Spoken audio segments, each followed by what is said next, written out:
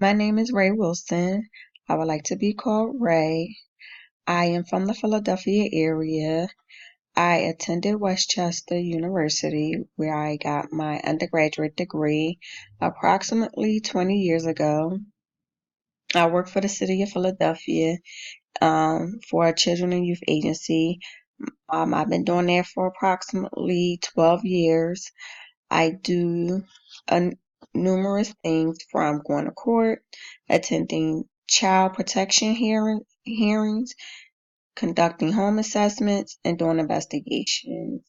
The reason why I chose to do online setting versus going to the traditional setting is due to my work schedule. Also, I have a son that is currently in school. He's currently in the fourth grade, and I dedicate most of my time to him.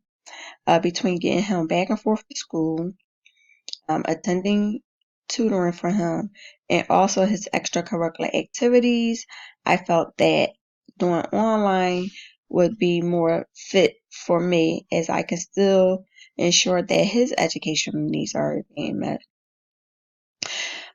This is a bit different for me, a little anxiety, getting to know all the uh, buttons and the chords, how to navigate through the system.